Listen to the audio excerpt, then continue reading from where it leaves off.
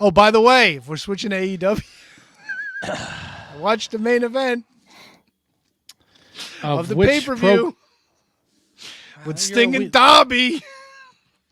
All right. Well, I guess a day late and a dollar short.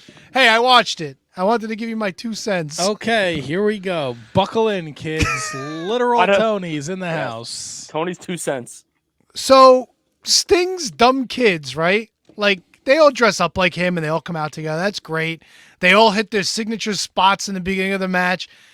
Sting's getting thrown off of shit. Darby's getting thrown off of shit. Where did these motherfuckers go? You're talking about the fucking 110-pound young bucks, and it was 4-on-2. These fuckers just decided, well, Dad doesn't need us anymore. I'm sitting at ringside. Back here if you need me. It's actually And not Sting, a like point. he doesn't break the glass the first time, so he fucking hits it again. Come on, man. Just leave it. I don't know. And to cut the poor guy off, he didn't even get to finish saying his thank yous. That's all I got. That's it. You watched the match, and you couldn't get over the fact that his untrained kids, who aren't professional Untrained? Did you wrestlers, see them hitting them stinger splashes? These didn't kids are naturals. stay. They didn't stay, right? You never question in a no-holds-bar match why someone's whole faction doesn't come to the ringside for the first 4 minutes and just beat the shit out Oh, of so now somebody you and want call it a day. logic? Oh, I don't. You do. You're looking for you're either looking for logic or you're just complaining to complain. No, dude. That's what you took from Sting's last match. His kids didn't stay the whole time, and the pay-per-view ran long, so they had to cut him off. And Darby almost killed himself. For what reason? Who's remembering that shit? Who's remembering it? Who's going to remember that? How old is Darby? He's in his 30s? You're still talking about it a week later, a week and a half later? Because it was fucking That's right, 'cause you stupid. just watched it this morning. It's like, no, but it's like, he's 31. He's going to be crippled by the time he's 40. Guaranteed. And everybody says, oh, when everybody thought it was great when Mick Foley was doing it. Yes, until we realized Mick Foley's a crippled old man. Look, there's a lot that goes into tradition of wrestling, but there's also learn from the fucking mistakes of the past. Chris Benoit killed his family over doing dumb shit. You know what I'm saying? Like, when are we going to fucking stop? Well, Chris Benoit DDP yoga. also did diving headbutts every fucking night at house shows. Well, and Darby's throwing himself off of ladders onto the floor, dude. Like, on the floor. I get it. But that's what we want. That's what the No, Attitude Era we gave don't us. want that. Yes. No, you want crippled these people. guys Yes, to I keep want pushing the crippled people. envelope. No, I don't. So you can sit and enjoy during TLC 1, 2, and 3, but then mock Jeff Hardy 25 years later when he can barely fucking walk. But you got your moments. You had your moments in time with Jeff Hardy where you're like, this is amazing because it's something you've never seen before. They've pushed the envelope to the point where Darby Allin has to do this now to get over. He doesn't have. Do you understand? MJF drew that company more money. He doesn't do any of that shit. MJF CM Punk brought people to the table every Saturday. He didn't do any of that shit either. Matt's right. By the way, Matt's 100% right. Oh, I'll take MJF is not that type of wrestler. Look, I get your point, Tony. Like, nobody forced him to do it, but that's what he wants to do. And nobody's going to tell him not to. Ultimately, the big problem with AEW. Didn't they coordinate it though? Didn't they have the stunt guy there? Didn't they practice it with their stunt coordinator and the To prop quote guys? the great JR, how do you learn to fall off a 25-foot ladder?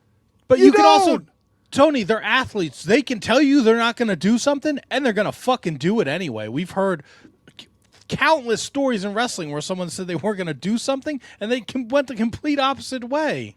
Yeah, wrestlers wrestling with 104-degree fever. Can't. What are you going to fucking run up the ladder and rip him down in the middle of Sting's last match? Why would you give this asshole a platform to do stuff like this then? That's a different argument. If you tell him not to, and he does it, you hit him in the pocketbook. Or fucking throw him out. Well, look at Sammy One or Guevara. two. Sammy Guevara got suspended for violating their concussion protocol for knowing someone was clearly hurt and still did a move. So Jeff Hardy's a walking concussion. No, but he's still concussed. They have a protocol, and he broke it, so he got suspended. Yeah, but like you look at Jeff Hardy, and like everybody's like, "Oh, you laugh at Jeff Hardy now." Like, it's if you don't laugh, you have to cry about it because the dude should not be wrestling anymore. He's a shell of himself.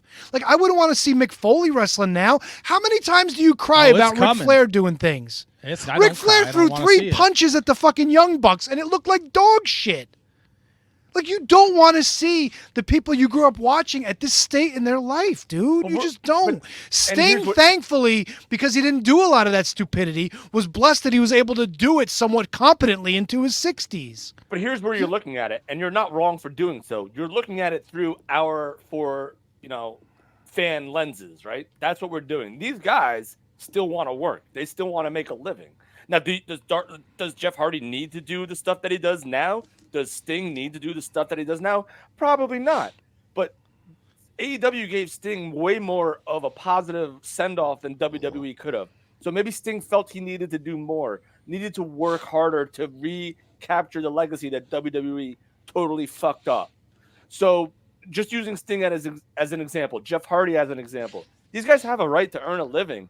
And if they want to do it, and if they feel the way that they feel about working at their style of match, while a Daniel Bryan, an MJF, look at Mox with the blood. Like, everyone has their niche and their character to work with as long as they feel like they are able to do it. So I have no issue with the Darby Allin bump if he wanted it.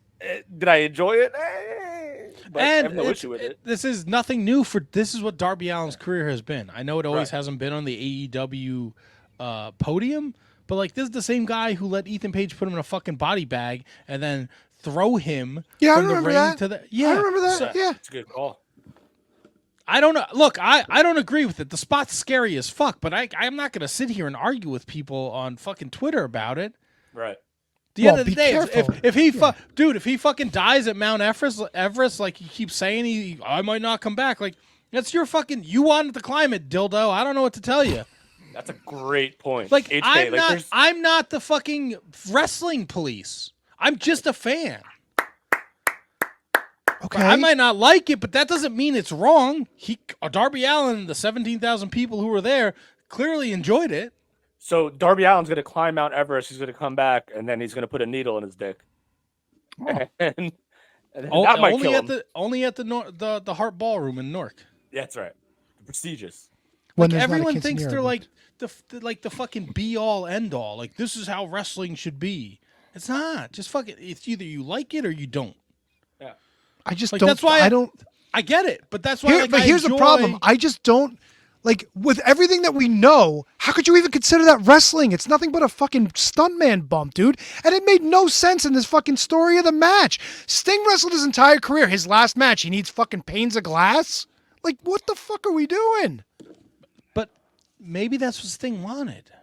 Yeah, but then somebody's got to tell Sting you don't need to do that shit. You've got 17,000 people here to see you wrestle your last match. You don't need to do shit like this. What are you trying to prove? Yeah, I agree with Tony on that, HK. I do believe that if someone does feel like it's not worth it and you could really hurt yourself, there should be somebody there that steps in and says, no, we're not doing this. And like Darby, he wants to do the coffin drop to the outside. That's somewhat controlled. You look like you're a fucking maniac. You're throwing caution to the wind, but it's a safe bump. A 20 fucking foot bump off a ladder onto the floor, dude. Those chairs did nothing. He was packed on the floor and he was bleeding everywhere. If I want to see that shit, I'll go watch XPW. I'll go watch GCW. I don't want to see that shit on mainstream television, dude. But it was and I know it's a pay-per-view. WWF put it on television. What, panes of glass? No, the Vicious fucking chair jumping shots? off of the ladders through the table. Like, they set a tone for the next generation. Dude, and you're they seeing did that it now. shit 30 years ago, and But nobody those fucking... people who had that imprint on them are the Darby Allins of the world, the Young Bucks. They grew up. Tony That Khan. was wrestling to them, right? Well- You don't like Ospreay versus Takeshita because there's not psychology. There's not selling. It's not a headlock takeover, work on a body part. And I get it. But Takeshita dropped fucking Osprey on his head, and what the fuck are they doing, dude? Because it's PWG and fucking AEW. See, that's the bullshit story. Leave that fucking stupidity on the indies. You're on the fucking big stage That's not now. what AEW people want. Then Fans this is why they're not building stars and they're not telling stories, and everybody's going to be fucking crippled and stupid by the time they're 30. Why would you not want to protect your talent? You're trying to build a company. What are you doing? It's all the same argument, dude. It's all the same. No. And blame Jeff and Matt Hardy and blame all these other guys for not telling these young kids, look, yeah, we set this precedent. Let's do things safer and don't be fucking dumb like we were. Yep. What are Matt and Jeff Hardy, everybody's fucking parents? Or Edge and Christian, also everybody's can't fucking make- parents? Dude, all right, so then just fucking let everybody do what they want. And this is why AEW is fucking destined to fail, because they never fucking are going to progress past this nonsense. Show me how many people show up for the next pay-per-view when it's not Sting's last match, and then we'll talk. That's what I'm telling you. This fucking thing was sold out on the name of Sting alone, on his back, in a fucking town where he was God to these people. We'll find out April 21st. I'm sure we will. We will. And look, But as much as I hate this shit in AEW, I don't want to see them not be successful. But everything they're doing is fucking just shooting themselves in the foot. You can't force people to listen, though. You can. That's the problem. Tony Khan can fucking make people listen. He chooses Tony not to. Khan is the one. But he doesn't disagree with the people that are. No, he doesn't. He doesn't have the balls to tell these people not to. How many more producers do you need when everybody just goes, yeah, sure, go ahead? I don't know, man. You think Pat Buck is backstage telling the fucking Darby Allin, yeah, go for it? Or you think he's trying to tell him, no, don't do that, dude. What do you need to do that for? And Darby's going to go, well, fuck it. I'm going to do it anyway. No. Jack Perry did it. Fucking Adam, what's his nuts? The fucking cowboy did it. They all fucking do it. So well, that goes to the bigger picture of the environment of AEW and how the inmates run the asylum. Yeah, exactly. But basically what I'm telling you is your point, like, maybe Jeff Hardy should tell this guy not to. What stroke does Jeff Hardy have to tell? Jeff Hardy's a fucking veteran that's been in his business since the 90s, dude. He could give. He's not some nobody that's also in the locker room. He can give anyone advice. Doesn't mean that the person is obligated to take his advice. Well, then they're fucking stupid if they're not taking good advice from Jeff a veteran. Hardy's still doing it. And he shouldn't be. Remember when Matt Hardy cracked his skull and he couldn't even fucking stand? So he would look like the biggest hypocrite in the world if he's telling somebody else not to do this while No, he wouldn't. He would it. be trying to save people's careers. Look at the state of Jeff Hardy still right doing now. it. Does that make it right? Does that mean everybody else should do it? It makes it right. No, it's stupid. It's dumb. It's insane. I mean, people were doing fucking cocaine in the 80s. You think they're going to fucking tell these guys, yeah, do all the cocaine you want. No, it's fucking stupid. I mean, if it's Matt Riddle, maybe. Well, bro. Oh, boy. Here we go. You see that meme when Rock was talking about all the crackheads in the crowd and Matt Riddle's running to the ring and they're like, wait a minute, who's this? Look, they're all valid arguments, right? I don't know, man. I want Darby Allin to be around. The guy's fucking talented and he plays that role perfectly, throwing caution to the wind. I just think 25 feet onto the concrete floor, not necessary, man. He's also like a skateboard kid. He does that shit for fucking fun. I for him. don't think it makes it right, but that's who he is, man. Right. And Matt, to a lesser extent, did you see Collision? I watched Collision and Dynamite, but I know HK does want to say something. Okay, go for it, HK. No, I was just saying to Tony's point with the veteran, even and I know I'm not on the stage of WWE or AEW or anything like that. Thank you very much. I appreciate that. But you're a shithead heel. I hate you. I can't tell you the amount of times when I've been in the locker room with a respected veteran or a handful of respected veterans, even guys that have been on the big stage, and I've heard them say, "No, maybe we should, think about doing it this way," or think about, you know what I mean, like modifying it to make it maybe more engaging to the fans and safer for the workers, right? And and again, I know that I'm not in that level. I'm not in those locker rooms of the AEW or the WWE. But I got to believe if I'm in a locker room where there's local veterans and veterans that have been on the big stage saying, we can do that safer, more engaging to the audience, there's got to be those same veterans in those AEW locker rooms that have the wherewithal, that have the wits about them to say, hey, we can do this better, we can do this safer.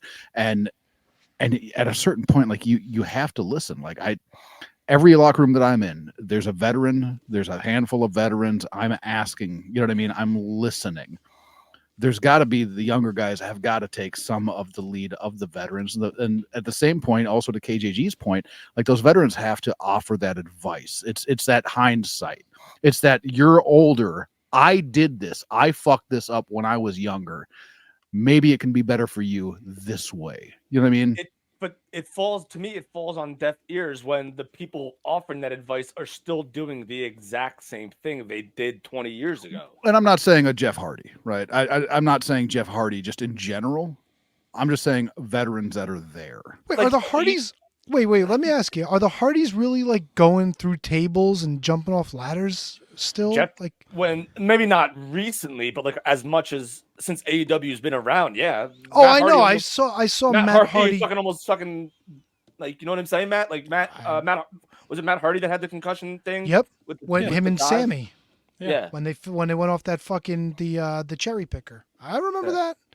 But also, like, Matt Hardy's most intriguing, entertaining, probably his best work was in the Broken Matt Hardy, and that was more character driven than anything else. You know what I mean? Like his work during that character, he worked much safer as well. So you know what I mean? Like I can understand where Double T, where you're coming from. You know what I mean? With they're out there, they're doing it, that's what they want to do and all that. But at a certain point, you have to take care of your talent. You have to say, hey, you know, there are other ways to do this. We can do something that is adjacent to what you want to do, but we're gonna make it safer. We're gonna make it more engaging to the audience. You know what I mean? Because obviously the big bumps are cool, right? But your cool big bump is not what's connecting you with your audience. It's the development of the character that's connecting you with the audience. People are cheering for bumps and not performers. You want them to cheer with performers, so the bumps matter. And I think that's the disconnect that AEW has. Just my No, two you're cents good. on it. Look, it makes perfect sense. It's also, look, if Wednesday at Big Business he does the same spot with Jay White, like that's a problem. It was Sting's last match. Like it's a pretty big deal. And Darby has been known to do crazy reckless shit before. Right. But And I think again, if Wednesday with Jay White he pulls out a 25-foot ladder, like will you have a problem then? And it made sense too, Matt. I think HK made great points as well, but it does make sense for such a monumental moment after what the Young Bucks did to Sting's kids. And I know Tony doesn't today left him, but like this deserved an all-out, no pun intended, type of moment, and it was staged and practiced and rehearsed. So let's not like act like it was just Darby going into business for himself. This was a full-fledged practice, rehearsed, stunt coordinator, trainers. I'm assuming Tony Khan had to have been there too. Don't know. So it's not like this was the moment. Matt, to your point, you're not seeing that with him and Jay White. No. You're going to probably see a better Darby Allin wrestling match against Jay White on Wednesday. It's also and you know, to everybody has made there I don't think there's a right answer here, but everyone's in the right. Like it just takes an inch and he could have fucking broke his back, you know? It's a fucking horrifying spot. You could practice it 1,000 times.